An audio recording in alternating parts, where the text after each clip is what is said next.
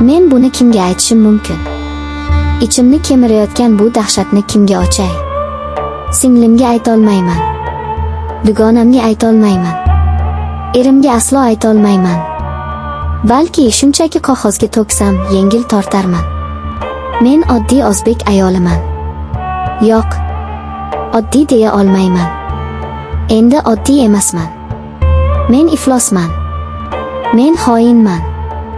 Va men qo'rquvdan nobud bo'lyapman. Erim Botir.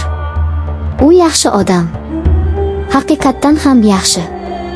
Mehnatkash, kamgap, oilam deb yonib kuyadi. Lekin u meni ko'rmaydi. Men uning uchun uyimdagi chiroyli bir guldonman xolos. Suv quyadi, changimni artadi, lekin men bilan gaplashmaydi. Mening ichimda nima kechayotgani unga qiziq emas. Balki u shunchaki charchagandir. Bilmayman. Men ishlayman. Katta bir idorada hisobchiman. Raqamlar, zerikarli raqamlar. Hayotim xuddi shu raqamlar kabi bir tekis, rangsiz edi. Tong ish, uy, kechki ovqat. Keyin u paydo bo'ldi. Sardor. U bizning idoraga tekshiruv uchun kelgandi. U boshqacha edi. U tirik edi. Uning kulgisi butun xonani to'ldirardi.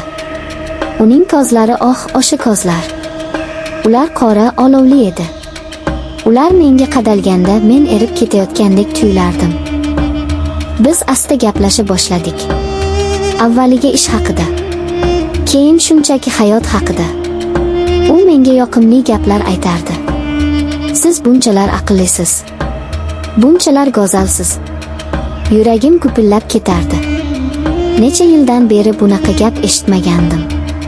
Botir menga oxirgi marta qachon yoqimli gaplar aytganini eslolmayman ham. Biz pinhona uchrashadigan bo'ldik. U mening sochlarimni silardi. Sizdan bahorning hidi keladi derdi u. Men esa o'zimni yana 18 yoshli qizdek his qilardim. Men bamisoli uchardim. Birinchi bosa. Xudoyim, o'sha bosani eslasam. Hamon titrab ketaman. Biz uning mashinasida o'tirgandik. Tashqarida yomg'ir shivirlardi. U ohista yuzimni kaftlari orasiga oldi. Bizning sevgi hikoyamiz boshlandi. Bu olov edi. Bu aqldan ozish edi. Men Botirga yolg'on gapira boshladim. Dugonamnikiga ketyapman, ishda ushlanib qoldim, onamnikiga borib kelaman. Har bir yolg'onim yuragimga pichoqdek sanchilardi. Lekin Sardorning quchog'i bu og'riqni unuttirardi. Biz restoranlarga borardik. U menga sovg'alar olardi. Biz shahar chetidagi mehmonxonalarda uchrashardik. Uning ehtirosi cheksiz edi. U meni shunday sevardiki. Yo'q, u meni xohlardi. Endi buni tushunib yetyapman. U ovchi edi, men esa uning oljasi edim. Oylar o'tdi. Men bu ikki hayotga ko'nikib qoldim. Bir tomonda sodda, mehribon, lekin zerikarli erim Botir. Ikkinchi tomonda xavfli, ehtirosli, hayotimga rang olib kirgan Sardor. Men ikkisini ham yo'qotishni xohlamasdim. Qanchalik jirkanch eshitilmasin, bu haqiqat edi. Ammo vaqt o'tib ehtiroslar sona boshladi.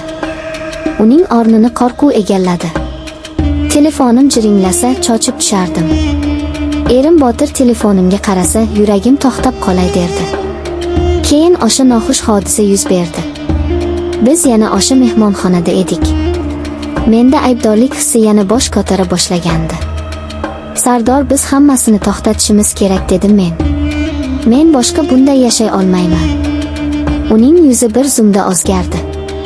O'sha mehribon, kulib turgan ko'zlar muzdek toshga aylandi. Nima deding, dedi u sovuq ohangda. Men charchadim. Keling, hammasini tugataylik yaxshilikcha.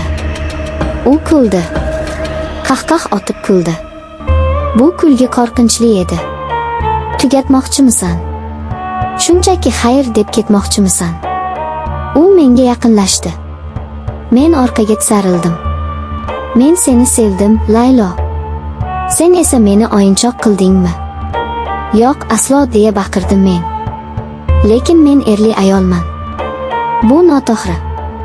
Shunda u birdan qo'limdan qattiq tortdi. Bilagim zirqirab ketdi. Men bilan 1,5 yil yotganingda noto'g'ri emasmidi? Eringning yuziga kulib qarab, kechalari men bilan uchrashganingda noto'g'ri emasmidi? Uning ovozi balandlab borardi. Men qo'rqib ketdim. Iltimos, Sardor, qo'yib yubor. Og'riyapti. U qo'limni yanada qattiqroq siqdi. Sen endi mendan qutula olmaysan, tushundingmi? Sen menga tegishlisan. Faqat menga. O'shanda men birinchi marta undan qo'rqdim. Men yig'lab yubordim. Iltimos, otinaman. U birdan meni og'ziga tortdi va qattiq opdi. Bu bosa emas, bu hujum edi. O'sha kuni men o'z sevgilim tomonidan zo'rlanganimni his qildim. Ruhim zo'rlandi. Shundan keyin hammasi dahshatga aylandi. U meni qo'yib yubormadi. Men endi uning sevgilisi emas, asirasi edim. Bir kuni erim Botir bilan uyda o'tirgandik. Kechki ovqat vaqti edi. U ishxonasi haqida nimadir gapirardi. Telefonimga xabar keldi. Sardor ekan. Ering yoningdadir.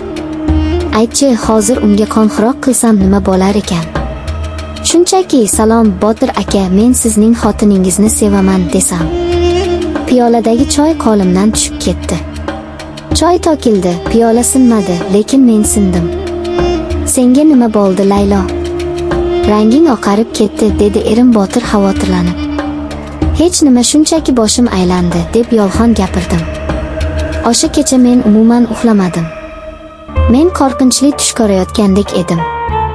Lekin bu tushdan uyg'onishning iloji yo'q edi. U endi shunchaki kuzatmasdi, u tahdid qilardi. Men bilan uchrashasan bugun. O'sha mehmonxonada.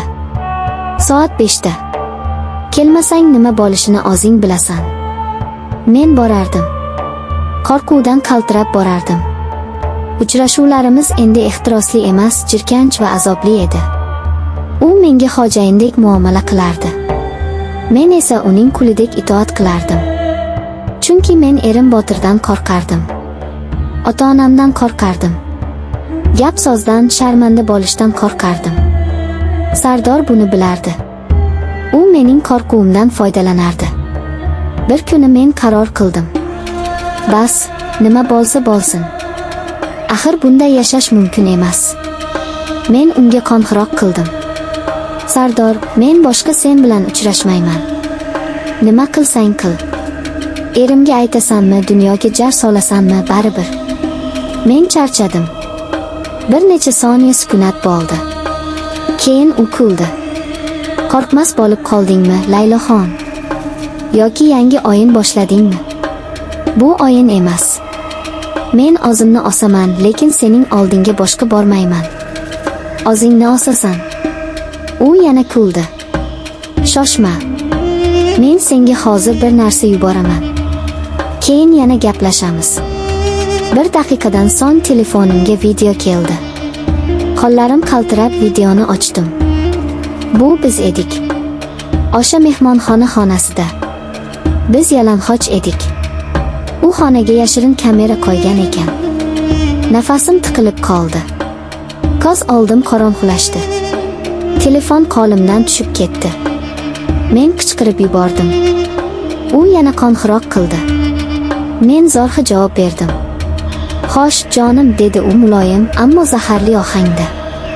Video yoqdimi? Bunaqasi menda ko'p. Juda ko'p. Endi tasavvur qil, shu videolar Botirjoningning telefoniga tushsa. Yoki otangni. Yoki ishxonangdagi hamkasblaringni guruhiga tashlasam. Men ho'ngrab yig'lardim. Endi tushundingmi, Laylo? Sen hech qayoqqa ketmaysan. Sen meniksan. Men seni qachon xohlasam chaqiraman. Sen esa itdek yugurib kelasan. Tushundingmi? Shu kundan boshlab men o'likka aylanganman.